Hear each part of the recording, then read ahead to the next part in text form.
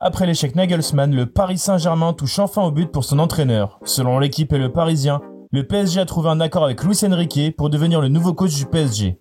On vous explique tout ça dans le journal Made in Foot du jour.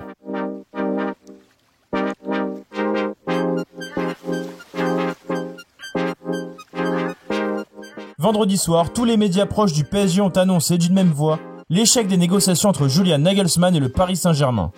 L'entraîneur allemand, qui était le favori pour reprendre le poste de Christophe Galtier, a décidé de ne pas donner suite à la proposition parisienne. Les deux parties ont acté ensemble qu'il n'y aura pas de collaboration commune, et ce après plusieurs semaines de négociations.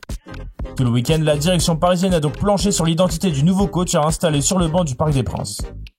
Et visiblement, un plan B était déjà en préparation, comme en témoigne la rapidité des négociations.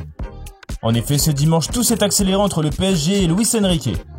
Libre de tout contrat depuis son départ de la sélection espagnole au mois de décembre, l'entraîneur espagnol de 53 ans est prochainement attendu dans la capitale pour signer son contrat. D'après le Parisien, un bail de 2 ans attend l'ancien coach du Barça, qui était sur le banc barcelonais lors de la célèbre remontada face au PSG en 2017. Une 3e année optionnelle serait également ajoutée à son contrat.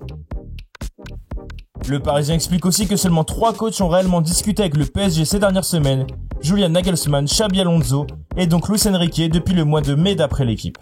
Thiago Motta n'aurait changé qu'une seule fois avec la direction parisienne, tandis que la rumeur Sergio Conceição ne serait finalement pas fondée et arrangerait surtout les affaires de l'entraîneur portugais. Ainsi, Luis Enrique devrait être le 33e entraîneur de l'histoire du PSG et surtout le 8e de l'ère qatarienne. Le coach espagnol a la particularité aussi d'être un profil validé par tous les dirigeants, de Nasser El Khelaifi à Luis Campos, en passant surtout par Doha. En ce qui concerne l'officialisation de l'arrivée d'Enrique, le PSG devra attendre d'abord le départ de Christophe Galtier.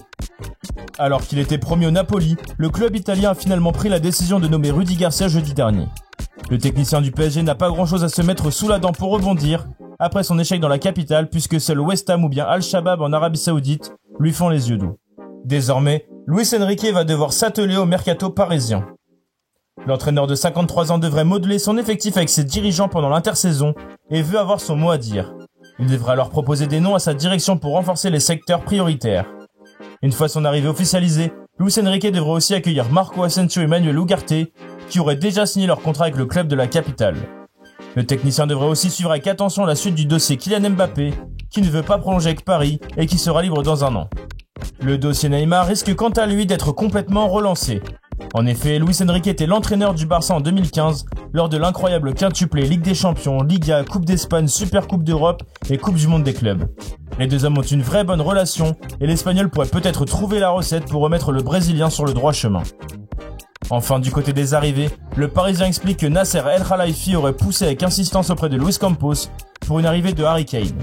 Le président parisien ferait même le forcing en interne pour accueillir le serial buteur de la sélection anglaise.